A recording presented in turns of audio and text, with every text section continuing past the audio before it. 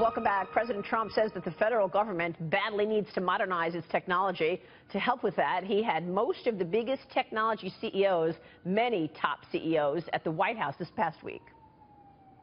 Our goal is to lead a sweeping transformation of the federal government's technology that will deliver dramatically better services for citizens. We're going to change that with the help of great American businesses like the people assembled.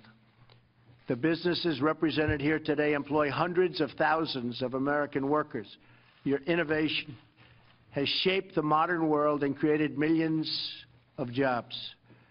America should be the global leader in government technology. We're back with Carly Fiorina, who spent 6 years as CEO and chairman of Hewlett-Packard. Carly, you looked at that room, you see all these CEOs and top leaders in technology. Are they going to get anything done?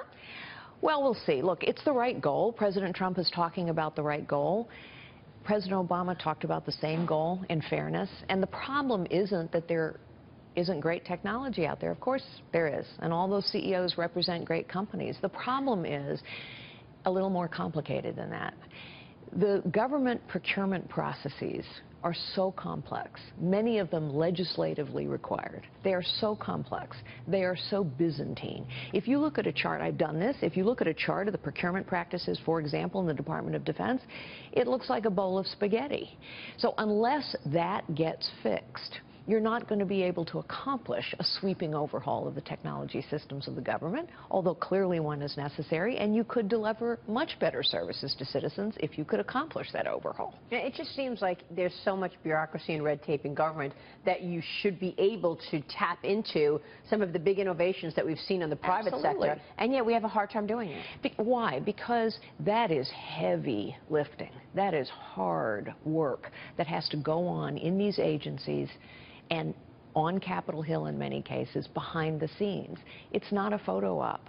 It's not a political soundbite. It's not something you're going to be able to go to the voters in 10 days and say, victory. This is a long, hard slog.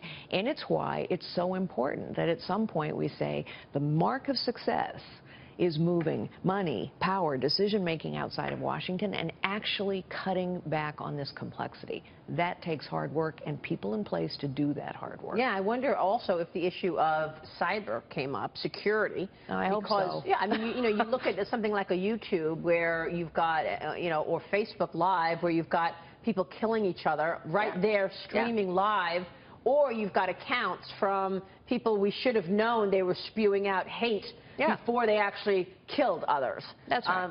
Should the technology companies be taking on more responsibility in terms of getting ahead of terrorism when it's there in their own streams? Well, perhaps, yes.